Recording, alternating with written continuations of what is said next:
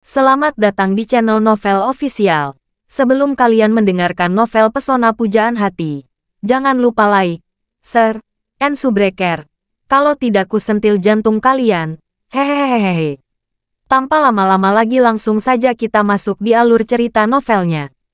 Bab 5121.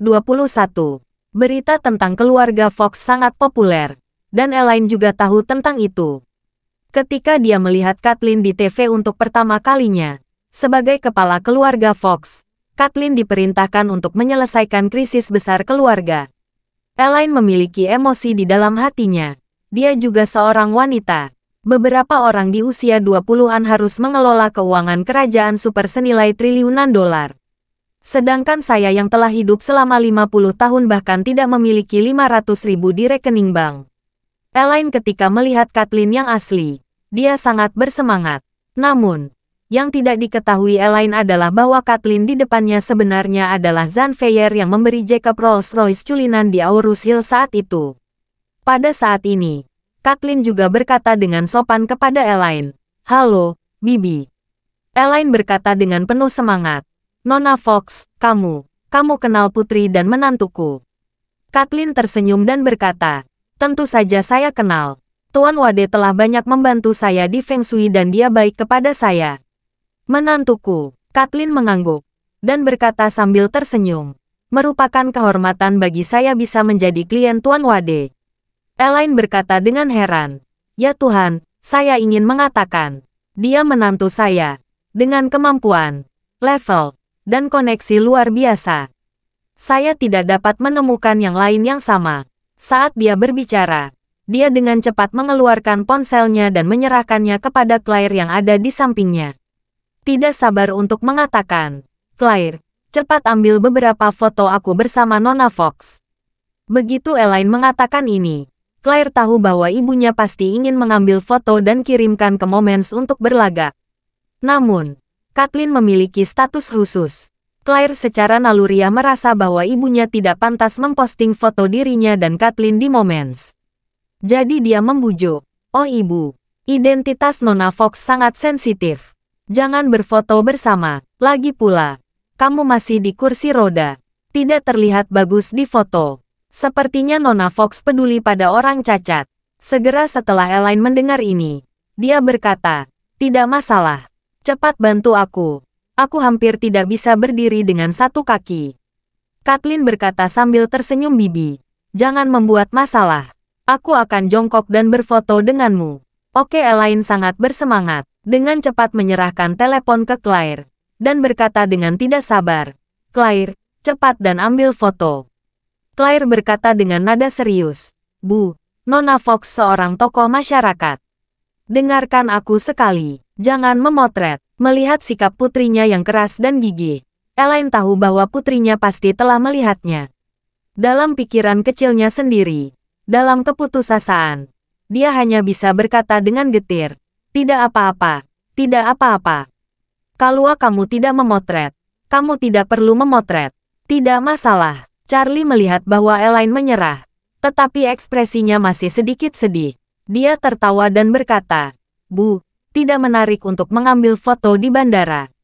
Kalau kamu mengambil foto di sini, bahkan temanmu akan berpikir kamu kebetulan saja bertemu dengan Nona Fox di bandara dan memaksanya foto."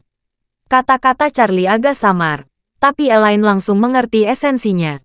Dia berpikir dalam hati, "Menantuku yang baik benar. Berfoto dengan orang-orang, terutama dengan selebritas. 100 orang melihatnya. Dan saya berharap 101 orang mengatakan bahwa ini pasti foto yang saya temui secara kebetulan. Saya kira itu dapat merangsang orang-orang seperti Hannah." Bab 5122. Faktanya, Kathleen di samping mengira itu tidak masalah pada awalnya. Tetapi melihat Claire sepertinya sengaja memblokirnya, dia juga tersenyum dan berkata, "Bibi, aku khawatir itu tidak akan terlihat bagus di depan umum. Jadi lebih baik memiliki kesempatan di lain waktu kita foto-foto saat kita mengadakan pertemuan pribadi." Ketika Elaine mendengar ini, dia sedikit kecewa, tetapi segera meningkat pesat. Dia berpikir dalam hati, "Menantuku yang baik, dengan kemampuan yang luar biasa. Bahkan Nona Fox adalah klien. Dan pertemuan di masa depan pasti akan sangat diperlukan. Kalau aku bisa berfoto dengan Nona Fox di sebuah pesta, itu akan sangat luar biasa. Jadi, dia setuju tanpa berpikir, dan berkata sambil tersenyum. Jika Nona Fox datang ke Aorus Hill, kamu harus mengunjungi rumah kami. Kathleen mengangguk, dan berkata sambil tersenyum. Tidak masalah, Bibi Elaine. Saya akan mengunjungi kamu ketika saatnya tiba. Pada saat ini, Charlie menerima pesan suara yang dikirim Stephanie. Stephanie berkata dalam pesan tersebut, "Kakak Charlie, kami sudah mendarat di Bandara New York. Apakah kamu sudah tiba?" Charlie menjawab, "Kami baru saja tiba di bandara. Akan segera check-in." Stephanie dengan gembira menjawab, "Bagus, Kapten bilang kami tidak perlu turun dari pesawat. Kami tunggu kamu di pesawat." Charlie menjawab, "Benar. Kamu tunggu di pesawat. Kami akan segera ke sana." Setelah membalas pesan Stephanie, Charlie berkata, "Pesawat sudah mendarat. Kita segera melalui formalitas." Setelah itu, dia berkata kepada Kathleen, "Nona Fox, kamu akan meninggalkan bea cukai setelah melewati pemeriksaan keamanan. Jadi tidak perlu temani kami. Kembali saja." Kathleen enggan, tetapi masih mengangguk sambil tersenyum, dan berkata, "Tuan Wade, Claire, Bibi Elaine, semoga perjalanan kalian lancar." Elaine berseru, "Oh, saya mendengar mereka mengatakan, kita tidak dapat terbang dengan angin. Pesawat akan jatuh bersama angin. Saya tidak tahu apakah itu benar atau tidak." Charlie tersenyum dan berkata, "Bu, jangan dengarkan omong kosong mereka. Saat lepas landas, pesawat harus terbang melawan angin. Setelah pergi ke langit, kamu bisa terbang lebih cepat dengan angin. Awalnya, kamu bisa tiba dalam 10 jam. Tetapi kalau ada angin, kamu bisa tiba dalam 8 jam. Itu dia," Elaine bergumam. "Terakhir kali saya datang ke Amerika Serikat, Hana meminta teman-teman saya untuk mendoakan penerbangan saya mulus, dan aku memarahinya. Sepertinya aku salah menyalahkannya." Charlie tidak hanya tertawa terbahak-bahak, tapi kemudian Claire bersiap untuk melewati pemeriksaan keamanan bersama. Setelah mengucapkan selamat tinggal kepada Kathleen, ketiganya melewati pemeriksaan keamanan dan bea cukai. Lalu langsung naik ke pesawat dari tempat parkir di luar gedung VIP. Kaki Elaine tidak nyaman, dan bandara secara khusus mengirim 2 personel layanan untuk membantunya di sepanjang jalan. Di pesawat, Nyonya Louise, Stephanie dan Claudia melihat Charlie naik ke pesawat. Mereka semua berdiri untuk menyapa, terutama Stephanie dan Claudia. Ketika mereka melihat Charlie, mereka semua berteriak malu-malu serempak, "Kakak Charlie." Charlie menyeringai pada mereka berdua, dan bertanya, "Bagaimana kabar kalian berdua?" "Bersemangat, saya selalu berbicara tentang Aorus Hill setiap malam." Charlie mengangguk, menatap Claudia, dan berkata dengan senyuman, "Claudia, selagi ini masih waktu liburan musim panas, setelah kamu tiba di Aorus Hill, kamu masih punya waktu. Biasakan perlahan, dan ketika saatnya tiba, minta Stephanie mengajakmu berkeliling untuk mengenal adat istiadat Aorus Hill." Bab 5123. Claudia sedikit mengangguk, dan berkata dengan serius, "Oke Kakak Charlie. Terima kasih Kakak Charlie." Stephanie di samping berkata sambil tersenyum, "Kakak Charlie, jangan lupa ya, Ibu Claudia berasal Aorus Hill. Jadi Aorus Hill adalah rumah kelahiran Claudia." Charlie berkata sambil tersenyum, "Sungguh, apakah kamu masih punya kerabat di Aorus Hill?" Tidak. Claudia menggelengkan kepalanya dan berkata, "Kakek dan nenek sudah meninggal, dan seorang paman tinggal di luar negeri. Aku tidak banyak berhubungan dengannya, jadi pada dasarnya tidak ada kerabat di sini. Ada kerabat jauh yang bahkan tidak bisa disebutkan namanya." Charlie tersenyum dan berkata, "Tidak apa-apa. Ada Nyonya Louise, Stephanie, dan aku. Kami semua kerabatmu." Claudia terharu, mengangguk berat. Pada saat ini, Charlie memperkenalkan kepada Nyonya Louise.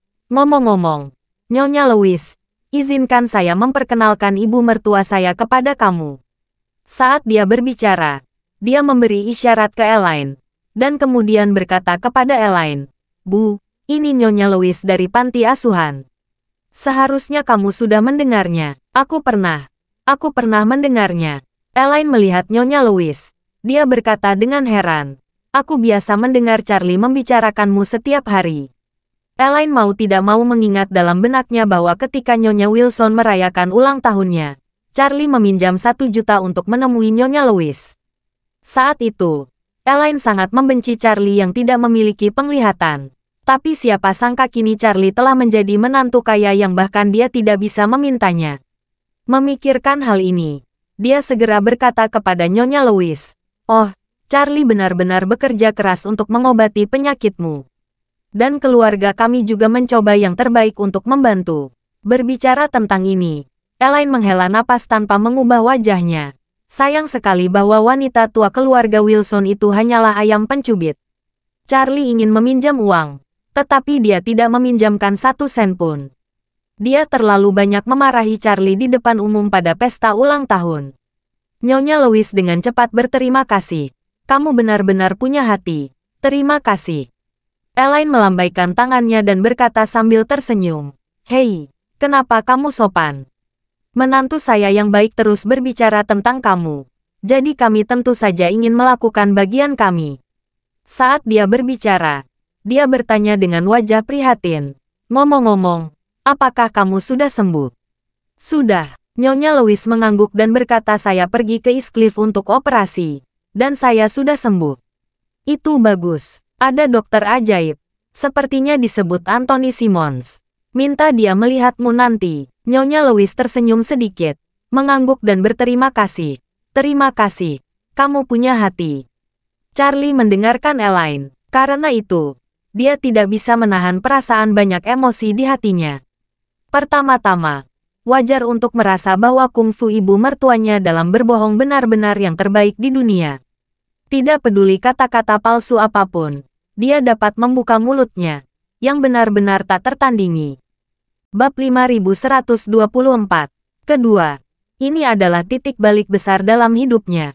Sejak pesta ulang tahun Nyonya Wilson, ketika dirinya menjadi sampah yang diinjak-injak oleh semua orang, hidupnya benar-benar mencapai titik terendah. Dan sekarang dia bangkit kembali dan telah melambung ke langit.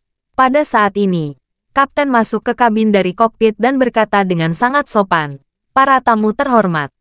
Saya kapten penerbangan ini. Saya sangat senang melayani Anda semua. Kita memiliki sekitar 11 jam penerbangan. Bersiaplah. Kita akan lepas landas." Elaine mengeluarkan ponselnya, ingin meminta kapten mengulang kembali. Namun ketika dia berpikir bahwa ada banyak orang di sekitarnya, dia tidak punya pilihan selain berhenti. Namun dia masih ingin pamer. Jadi, dia berkata kepada Claire, "Claire, telepon ayahmu. Katakan padanya cepat berkemas dan minta dia membawa Rolls-Royce menjemput kita di bandara." Claire berkata tanpa daya, "Bu, kamu tidak mendengar apa yang Kapten katakan barusan. Kita akan terbang lebih dari 10 jam. Oh." Elaine tiba-tiba tersadar, lalu melambaikan tangannya dan berkata, "Tidak masalah. Katakan saja padanya untuk menjemput kita di bandara 1 jam sebelumnya." Claire selalu tidak menyukai profil tinggi. Jadi dia berkata, "Oh, Ibu, jangan minta ayah menjemput kita. Akan terlalu mencolok kalau dia mengendarai mobil itu. Minta Charlie memesan mobil bisnis yang lebih besar di ponsel. Bukan hanya kita bertiga yang bisa ikut. Ada Nyonya Louise dan mereka bertiga bisa naik bersama." Elaine melengkungkan bibirnya. "Kamu sudah berkata." Pesawat dengan cepat lepas landas, membawa 6 orang keluar dari New York, dan terbang ke China. 11 jam kemudian, pesawat akhirnya mendarat di Bandara Aurus Hill. Kembali ke Aurus Hill setelah lama absen. Baik itu Charlie dan Claire, atau Nyonya Louise dan Stephanie, mereka semua merasa sangat rindu. Claudia terlihat sangat tenang, dan banyak mengobrol dengan Stephanie di sepanjang jalan. Tetapi Charlie juga tahu dia tampak sedikit gugup dan gelisah. Charlie mengerti bagaimana perasaan gadis kecil ini. Lagi pula, dia masih remaja dan telah mengalami terlalu banyak penderitaan dalam hidupnya. Sekarang dia harus meninggalkan kampung halamannya dan memulai hidup baru di kota yang jaraknya lebih dari 10.000 kilometer. Dia gugup dan gelisah. Bisa dimengerti dia kebingungan dan cemas. Namun, Charlie tidak mengatakan apa-apa untuk membujuknya. Karena Charlie tahu kepribadian Claudia. Meskipun gadis ini masih muda, pikirannya sudah sangat dewasa. Dia yakin Claudia bisa menyesuaikan diri dengan cepat. Saat itu sudah pukul 9 malam di Aurus Hill. Charlie telah meminta Isaac untuk mengantar Nyonya Louise dan yang lainnya ke villa yang telah dia beli. Karena Claire dan Elaine tidak nyaman bagi Isaac untuk muncul. Jadi dia mengatur Toyota Coaster yang dimodifikasi dengan mewah untuk menjemput. Alasan menyiapkan bus sebesar itu terutama karena Nyonya Louise dan yang lainnya telah kembali dari luar negeri untuk menetap. Pasti ada banyak barang bawaan di pesawat. Bus seperti itu dapat dengan mudah menampung 6 orang dan semuanya barang bawaan. Ukuran bagasi lebih dari cukup. Di pintu gerbang bandara, Nyonya Louise dan yang lainnya bertemu dengan sopir yang sudah lama menunggu. Pengemudi dan asistennya dengan ramah membantu mereka membawa beberapa koper ke dalam mobil. Nyonya Louise memandang Elaine dan bertanya, "Nyonya Elaine, mobil ini cukup besar. Mengapa kita tidak pergi bersama?" Dia melambaikan tangannya dan berkata sambil tersenyum, "Kami tidak akan pergi denganmu. Aku menunggu suamiku menjemputku." Saat dia berbicara, dia tidak bisa menahan kutukan. Jacob sialan ini. Aku minta dia datang lebih awal, mengapa belum muncul? Kalau dia berani acuh, aku akan lihat apakah aku akan merobeknya. Bab 5125. Elaine berdiri di pinggir jalan di pintu keluar bandara, memanggil Jacob tanpa henti, tetapi dia tidak bisa melewatinya. Dia terus mengutuk, "Jacob sialan. Aku tidak tahu di mana dia. Dia belum menjawab panggilanku." Claire bertanya padanya, "Bu, apa kamu yakin sudah memberitahu waktu padanya?" Elaine kesal. Dia berkata tanpa henti, "Tentu saja saya sudah menjelaskan kepadanya. Dia sudah berjanji kepada saya di telepon. Siapa yang tahu mengapa dia belum muncul sampai sekarang dan tidak menjawab telepon. Benar-benar tidak bisa diandalkan." Claire juga bergegas. Dia mengeluarkan ponselnya dan menelepon Jacob. Tetapi tidak ada jawaban seperti yang dikatakan Elaine. Dia berkata dengan ekspresi sangat gugup, "Ayah, pasti kecelakaan. Ini belum waktunya tidur. Mengapa saya tidak bisa meneleponnya?" Charlie dengan cepat membujuk, "Istriku, jangan pikirkan itu. Ayah dalam keadaan sehat. Mungkin dia tertidur. Ayo pulang dan lihat." "Ya." Claire sangat setuju. "Kita cepat pulang. Kalau ayah tidak ada di rumah, kita akan mencarinya. Kalau tidak berhasil, panggil polisi." Elaine berkata dengan sangat kesal, "Pulang? Bagaimana kita pulang? Ayahmu tidak menjemput. Bagaimana kita kembali?" Claire berkata, "Ayo naik taksi." "Naik taksi?" Elaine berkata dengan ekspresi yang sangat berlebihan. "Ibumu seorang selebritas di New York, di Bedford Hills. Aku orang nomor 1 di dunia. Aku naik jet pribadi sepanjang jalan. Dan tidak apa-apa jika kamu tidak melakukannya. Kalian tidak izinkan saya naik Rolls-Royce saat turun dari pesawat. Tidak biarkan saya naik Mercedes-Benz atau BMW. Saya harus naik taksi. Di mana muka saya?" Claire berkata tanpa daya, "Oh Bu, jam berapa sekarang? Kamu masih memperhatikan hal-hal ini? Ayo pulang dulu dan lihat ada apa dengan ayah." Sebelum Elaine menjawab, dia dengan cepat mengulurkan tangan untuk menghentikan taksi pinggir jalan. Melihat Charlie dan Claire membuka pintu taksi dan bersiap naik, Elaine berkata dengan wajah muram, "Claire, setidaknya kamu bisa memanggil mobil mewah atau semacamnya. Jangan pilih yang rusak, lusuh sekali." Melihat ibunya dengan sifat manusiawi seperti itu, Claire tidak dapat menahan diri untuk berkata dengan marah, "Kalau kamu ingin naik mobil mewah, kamu bisa menunggu di sini. Aku dan Charlie kembali dulu." Setelah itu, dia membuka pintu mobil itu dan masuk. Melihat hal tersebut, Elaine langsung kehilangan kegigihannya dan hanya bisa duduk di co-driver dengan kesal. Begitu dia masuk ke co-driver, dia mengerutkan kening, menutupi hidungnya dan berkata kepada pengemudi, "Mengapa taksimu sangat bau?" Pengemudi taksi berkata dengan santai, "Apa baunya seperti asap?" "Ya benar," Elaine berkata dengan nada buruk. "Itu semua bau asap. Kamu tidak bisa menciumnya. Apakah itu hidung di mulutmu?" Pengemudi itu melengkungkan bibirnya. "Bau asap itu alami karena saya merokok. Apa yang harus diributkan tentang ini?" Elaine berkata dengan marah, "Mengapa kamu merokok di taksi? Kamu tidak punya rasa pelayanan baik." Bab 5126. Pengemudi taksi sedikit marah. Matanya membelalak. Dan dia berkata, "Saya merokok saat parkir. Dan saya tidak merokok saat kamu dating. Perusahaan taksi menetapkan kami tidak boleh merokok di depan penumpang. Dan saya tidak melanggarnya. Kamu naik mobil saya paling lama 10 menit. Apa kamu tidak mengizinkan saya merokok di lain waktu?" Elaine berkata dengan marah. "Taksi adalah layanan kamu. Kamu seharusnya menjaga kebersihan tempat layanan. Dan udaranya harus segar. Mengapa membuatnya bau asap?" Pengemudi taksi menanggapi dengan suara tercekat. "Taksi ini disediakan oleh perusahaan taksi, bukan saya. Saya hanya mengemudi. Kalau kamu tidak puas, silakan datang ke perusahaan taksi untuk memberi masukan." Kemudian, pengemudi bergumam dengan tidak puas, "Itu hanya rokok. Mengapa harus rebut? Apa keluargamu tidak ada yang merokok?" Elaine memutar matanya ke arahnya dan berkata sambil mendengus, "Asap." Tuan itu menjawab, "Kamu mencium bau asap di rumah, dan kamu bisa mencium bau asap saat keluar. Apa bedanya?" Elaine mengucapkan satu kata dengan nada menghina, "Sialan." Pengemudi itu bertanya tanpa sadar, "Siapa yang sialan?" Elaine sengaja berkata dengan keras, "Tadi kamu bertanya kepada saya apakah di keluarga saya ada yang merokok. Suami saya merokok. Dia merokok sampai mati." Ekspresi pengemudi taksi sangat jelek. Namun dia masih menjawab dengan pucat, "Kamu lihat, seorang perempuan tua seperti kamu tidak menyukai apa yang kamu katakan. Ada banyak kemungkinan seseorang meninggal. Bagaimana kamu tahu merokok bisa menyebabkan mati? Kanker paru-paru." Elaine berkata dengan eksentrik, "Suamiku terkena kanker paru-paru karena merokok, dan itu menyebar ke jantung, hati, limpa, paru-paru, ginjal, dan otak. Tidak ada cara untuk menyelamatkannya.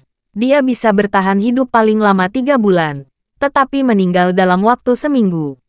Lalu tubuhnya disumbangkan ke sekolah kedokteran, dan para mahasiswa kedokteran berlatih dengan mengeluarkan isi perutnya, yang dapat dianggap sebagai kontribusi kepada masyarakat." Saat dia mengatakan itu, Elaine berkata dengan emosi, "Oh, kamu tidak tahu. Profesor sekolah kedokteran mengatakan bahwa kedua paru-paru suami saya lebih hitam dari batu bara karena merokok. Begitu membuka perutnya, bisa cium bau asap yang sangat amis. Dan profesor tua itu hampir mati lemas di tempat karena baunya. 2 paru-paru dipotong dan ditarik keluar, seperti daging babi yang baru diasapi. Minyak yang menetes. Itu saja tar di dalamnya rokok. Katakan pada dirimu sendiri, apakah dia mati karena merokok?" Ekspresi pengemudi tampak seperti dia telah memakan lalat beracun ketika dia mendengar ini. Dia merasa jijik dan ketakutan. Elaine melihat ekspresinya sangat jelek dan dia tidak berbicara dengannya. Jadi dia tidak bisa menahan diri untuk tidak bergumam, "Hei, sel kankernya sangat kuat. Paru-paru telah dihisap menjadi kok, dan sel kankernya tumbuh lebih kuat, dan vitalitasnya menurun drastis. Rasanya seperti banyak jamur dapat tumbuh di kayu busuk, yang agak menarik." Pengemudi itu berkata pada dirinya sendiri, "Apa artinya ini bagimu? Metafora macam apa yang kamu bicarakan?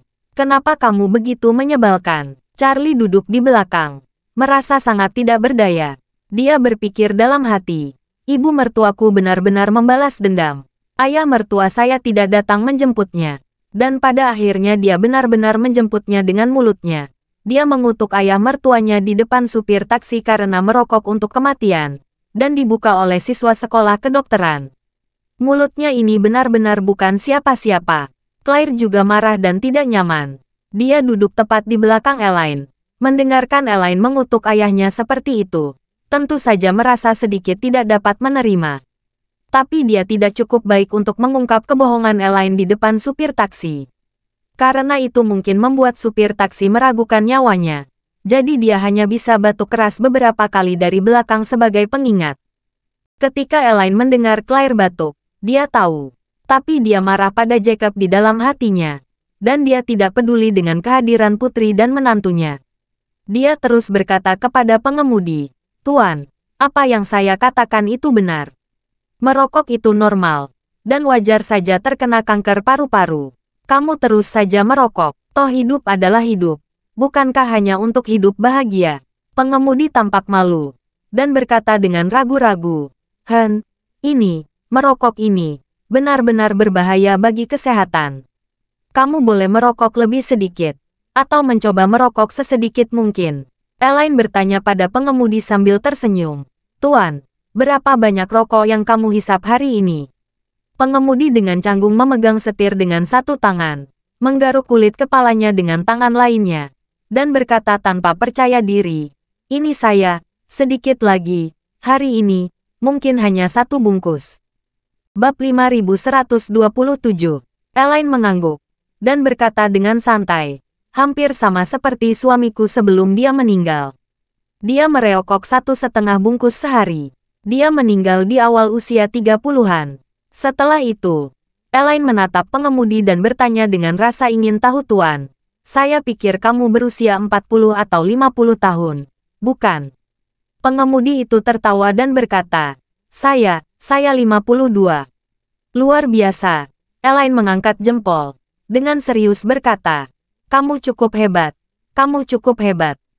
Kalau kamu bertahan lebih dari 10 tahun, kamu akan hidup 2 kali lebih lama dari suamiku. Ekspresi pengemudi saat ini sudah jauh lebih jelek daripada menangis. Pada saat ini, Elaine hanya bisa menghela napas dan berkata, sebenarnya, apa gunanya hidup begitu lama? Suami saya pergi lebih awal dan tidak perlu khawatir tentang apapun lagi. Tidak seperti saya, yang kadang-kadang memikirkannya. Sebenarnya akan lebih baik jika yang meninggal itu saya. Saya mati lebih awal dan dilahirkan kembali lebih awal. Dan saya akan bebas lebih cepat. Pengemudi itu melihat sebungkus rokok Aurus Hill di dalamnya. Dengan emosi campur aduk di hatinya. Claire tidak tahan lagi. Dia menepuk bagian belakang kursi Elaine dan berkata dengan marah, Bu, kamu belum selesai. Elaine berbalik dan berkata dengan rasa keadilan, Claire, aku menekan kerinduan dan kesedihan untuk ayahmu. Saya mengambil contoh kasus ayahmu. Dengan baik hati mengingatkan tuan ini untuk memperhatikan kesehatannya. Hidup beberapa tahun lagi. Apakah menurutmu aku menyelamatkan nyawanya? Saat dia berbicara, Elaine melambaikan tangannya. Lupakan saja. Kita tidak perlu menyelamatkan hidupnya. Menyelamatkan setengah atau seperempat hidupnya. Ini tidak berlebihan. Bukan. Orang-orang mengatakan bahwa menyelamatkan nyawa lebih baik daripada membangun pagoda 7 tingkat. Ibumu ini dapat dianggap mengumpulkan kebajikan untuk diri sendiri, kan? Claire bertanya dengan marah. Bagaimana dengan ayahku? Kalau kamu berbicara tentang ayah saya, kamu tidak takut menyinggungnya? Elaine berkata dengan serius. Dia sudah mati. Apa yang bisa saya katakan? Claire berkata dengan marah. Bu, terlalu berlebihan mengatakan itu. Elaine melihat Claire benar-benar marah. Dia cepat-cepat berkata, Oke, saya tidak akan bicara lagi. Saya berhenti bicara. Setelah itu, dia berkata kepada pengemudi, Tuan, ayah hanya mengingatkanmu.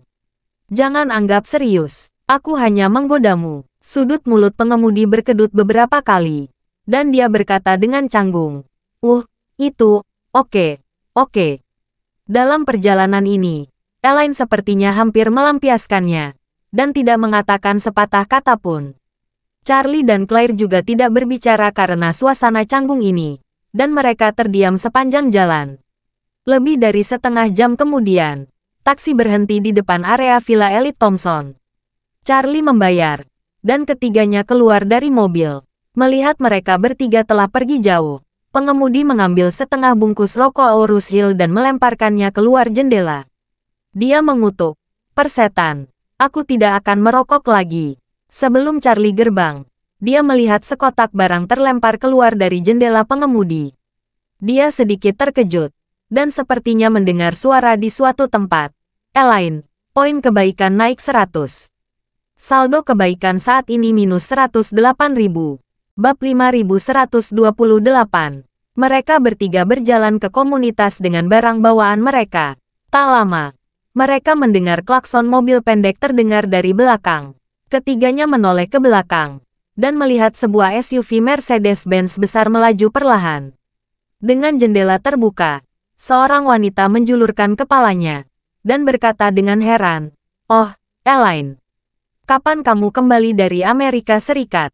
Ketika Elaine mendengar ini, dia terkejut dan berkata, Hannah, Ini kamu. Hana mengemudikan mobil ke depan lagi, dan berhenti tepat di samping Elaine.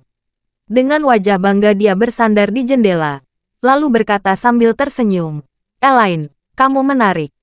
Setelah pergi ke Amerika Serikat selama sebulan, kamu sudah tidak mengenaliku sebagai saudara ipar. Kedua alis Elaine tiba-tiba mengernyit. Ada beberapa suara di hatinya saat ini. Suara pertama adalah, sialan, bagaimana bisa Hana, seorang jalang bau, mengendarai Mercedes-Benz? Bukankah dia sangat miskin sehingga dia tidak bisa membuka panci? Ada 2 orang cacat tergeletak di rumah, dan satu lagi berusia 80-an. Nyonya tua. Dia makan makanan terakhirnya setiap hari dan tidak makan kedua, dan dia sangat miskin. Dari mana dia mendapatkan Mercedes-Benz ini? Suara kedua berkata, sialan, Hana. Hana sangat cepat melejit. Sebelum saya pergi ke Amerika Serikat, dia masih menempel pada saya seperti pengikut sepanjang hari. Sekarang dia mengendarai Mercedes-Benz. Dia berhenti menggonggong dan mulai memanggilku ipar perempuannya. Siapa yang mengenalinya sebagai saudara ipar? Suara ketiga adalah sial. Hana ini pasti telah mengalami semacam keberuntungan dan secara tidak sengaja membalikkan keadaan.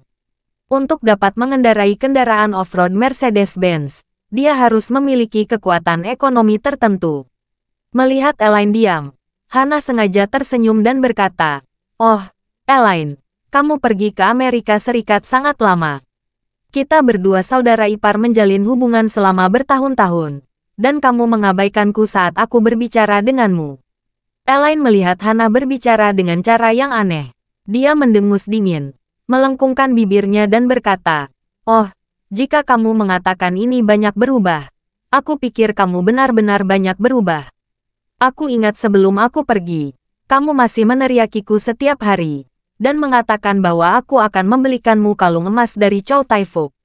Mengapa kamu menyebut dirimu adik ipar lagi di depanku sekarang? Hana mendengus dan berkata, Elaine, seperti kata pepatah, jangan pergi selama 3 hari. Ketika kamu melihatnya dengan kagum, kamu harus melihatnya dalam 3 hari. Apalagi kamu sudah pergi lebih dari sebulan. Sialan, Elaine berkata dengan jijik. Aku mengenalmu lebih dari 20 atau 30 tahun. Dan aku belum menemukan bahwa kamu memiliki tempat yang sangat mengesankan. Belum lagi baru sebulan sejak aku pergi kali ini. Hana cemberut dan tersenyum, lalu menjabat tangannya dan berkata, oh, lupakan saja. Kamu Elaine juga seorang wanita tua dan kamu berpikiran sempit. Kamu tidak bisa melihat orang lain hidup lebih baik dari kamu. Saya mengerti 2 poin ini lebih baik dari orang lain. Saya tidak akan menggunakan wajah panas saya untuk menempel pantat dingin kamu. Saya pergi dulu. Selamat tinggal. Suara mesin meninggalkan mereka bertiga jauh di belakang. Elaine gemetar karena marah, menggertakkan giginya dan memarahi. Sialan, Hana ini berani begitu gila padaku, dia pasti menemukan kesempatan untuk berbalik. Claire berkata dengan santai, kalau Bibi dapat memiliki kesempatan berbalik itu hal yang baik. Sangat sulit bagi keluarga mereka sebelumnya. Tidak usah bahas nenek, Paman dan Harold hanya berbaring di tempat tidur dan hampir tidak memiliki kemampuan untuk bangun dan mengurus diri sendiri. Elaine berkata dengan marah, sudah kubilang Claire, di dunia ini, semua orang bisa hidup dengan baik. Tapi hanya keluarga Hana yang tidak bisa. Claire bertanya dengan heran, mengapa? Bu, bagaimanapun juga, mereka semua masih keluarga. Darah lebih kental dari air. Bahkan jika kedua keluarga tidak banyak bergerak sekarang, kita semua masih bersaudara. Tidak, Elaine menggertakkan giginya dan berkata, biarkan aku memberitahumu. Terkadang orang yang paling ingin membunuhmu adalah orang yang darahnya lebih kental daripada air. Apakah kamu tidak tahu betapa kejamnya Hana ini? Ketika berbicara tentang ini, Elaine tidak bisa tidak memikirkan saat Hana menipu dia dan hampir menghancurkan keluarganya. Jika Charlie tidak ada di sana saat itu, dia akan benar-benar tersesat. Bab 5129.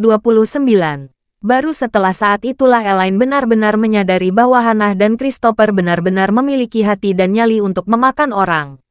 Oleh karena itu, Elaine selalu menyimpan dendam terhadap Hannah, dan sangat waspada. Dia dekat dengan Hannah sebelumnya karena Hannah berlutut dan menjilati Elaine seperti pesek. yang memberi Elaine rasa superioritas yang besar dan membuat Elaine menikmati uang sebanyak itu. Hana menginjak kakinya, tapi Hana masih khawatir dengan perasaannya yang meregangkan pahanya. Namun, meskipun dia mengajak Hana untuk makan, minum, dan bersenang-senang setiap hari, dia masih ingat bahwa Hana adalah ular berbisa yang memakan orang tanpa memuntahkan tulang. Dia selalu waspada terhadap orang yang mungkin akan menggigitnya lagi. Awalnya, dia berpikir bahwa tidak mungkin bagi Hana untuk berbalik dalam hidup ini. Namun tidak pernah disangkanya wanita jalang ini berubah begitu cepat. Dia mengingat logo yang dia lihat di bagian belakang mobil barusan. Dan mau tidak mau bertanya kepada Charlie. Menantu yang baik, mobil jenis apa G500 itu? Apakah harganya mahal? G500, Charlie berkata dengan santai. Itu Mercedes-Benz G. Lebih kuat dari G350 dan lebih buruk dari G63. Elaine berseru.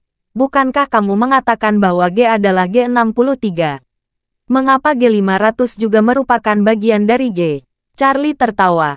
Tampaknya mobil seri G semuanya disebut Big G. Dan meskipun G500 tidak semahal G63, tetap saja tidak murah. Dan mobil ini selalu premium. Harganya lebih dari 2 juta yuan. Apa katamu? Mata Elaine melebar. Dan dia berkata dengan kaget. Hanya G500 itu. Harganya lebih dari 2 juta. Elaine tiba-tiba menghentakkan kakinya dengan marah. Sial. Apakah Tuhan buta? Bisakah Hana mengendarai mobil senilai lebih dari 2 juta yuan? Apa yang bisa dia lakukan? Keluarganya sangat miskin sehingga mereka tidak bisa mengendarai Mercedes-Benz Grand G senilai lebih dari 2 juta yuan. Charlie mengucapkan kalimat yang menyayat hati. Bu, karena orang mampu membeli mobil semahal itu, tidak mungkin untuk tidak disalahkan. Oh, saya mungkin tidak dapat membuka panci di masa lalu.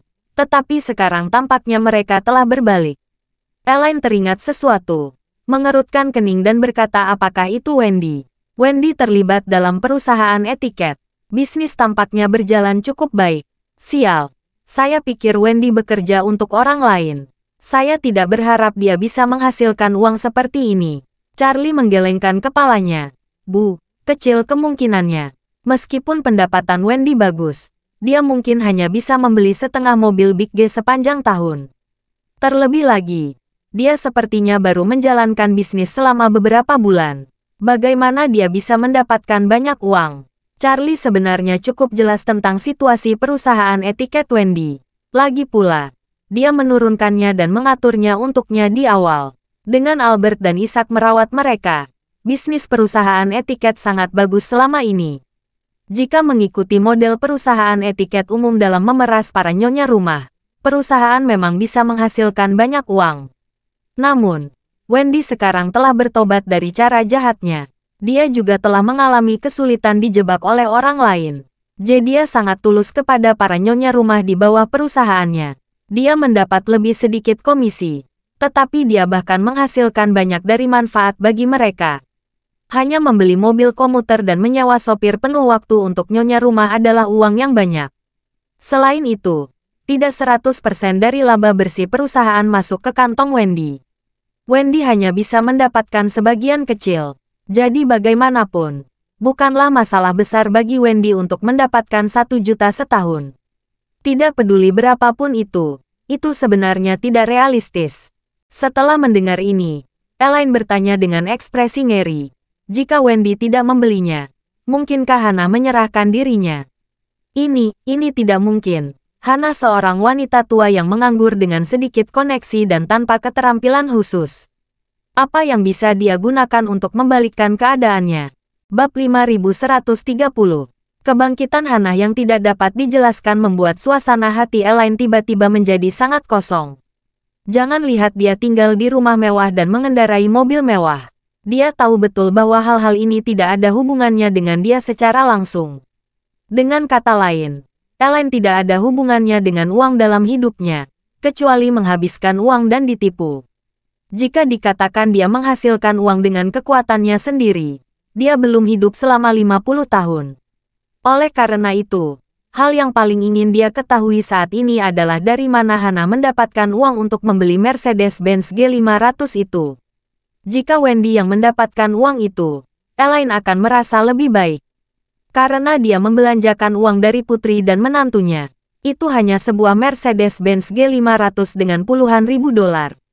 Sedangkan dia mengendarai Rolls-Royce culinan seharga puluhan juta. Jadi dia masih mengalahkannya. Tetapi dia takut uang itu diperoleh oleh Hana sendiri. Jika demikian, dia, Elaine, pasti tidak akan menerimanya. Jadi, saat dia berjalan, dia bergumam, "Saya tidak mengerti." Dia hanya membutuhkan pendidikan tetapi tidak ada pendidikan. Dan penampilan, tubuh, dan sosoknya tidak bagus-bagus amat. Dia hamil di tambang batu bara hitam beberapa waktu. Ada lelucon besar. Bagaimana orang seperti dia bisa berbalik? Claire melihat ibunya sudah sedikit jahat, dan berkata dengan cepat, "Oh, ibu, jangan khawatirkan masalah ini lagi. Jalani hidupmu sendiri. Bukankah sudah cukup? Jangan selalu khawatir tentang apa yang dilakukan orang lain." Elaine berkata dengan sangat serius, "Jika orang lain mengendarai Mercedes-Benz G besar, saya pasti tidak akan mengambil hati." Tapi mengapa Hana mengatakan itu? Elaine menggertakkan giginya dan berkata, "Tidak, aku harus menyelesaikan masalah ini." Melihat bahwa membujuknya tidak ada gunanya, Claire tidak membuang kata-kata lagi. Ketika mereka bertiga sampai di depan villa mereka, Elaine melihat ke halaman melalui pintu pagar listrik. Dia langsung meledak dan mengutuk dengan marah. "Sialan, Jacob sialan ini. Mobilnya diparkir di rumah. Dia tidak mau menjemput kita sama sekali. Ayo kita lihat bagaimana saya menghadapinya saat memasuki rumah." Setelah itu, Elaine memimpin, mengendalikan kursi roda listrik dan bergegas ke halaman, langsung menuju gerbang. Claire takut ibunya akan bertengkar dengan ayahnya begitu dia sampai di rumah. Jadi dia segera mengejarnya. Pintu didorong terbuka, dan mereka bertiga tidak bisa membuka mata karena bau asap, alkohol, dan makanan berjamur yang menyengat di ruangan sebelum mereka masuk. Melihat ruang tamu besar yang awalnya didekorasi dengan mewah, sekarang seperti tempat pembuangan sampah. Ada puntung rokok yang dibuang, kotak rokok, dan segala macam botol anggur di mana-mana. Yang lebih menjijikkan lagi, banyak makanan yang sudah dimakan malah dibuang ke samping dengan mulut terbuka. Ini puncak musim panas. Dan sisa makanan di kotak makan hampir berjamur, bau, dan menjijikkan. Baik Claire dan Elaine terkejut dengan kekacauan di depan mereka. Otak mereka mengalami korsleting. Dan mereka tidak tahu harus berbuat apa untuk sementara waktu. Namun, Charlie melihat sekilas sosok yang malu meringkuk di sofa di ruang tamu. Bukankah itu ayah mertuanya Jacob? Terima kasih sudah mendengarkan cerita novel Pesona Pujaan Hati. Sampai jumpa di novel selanjutnya.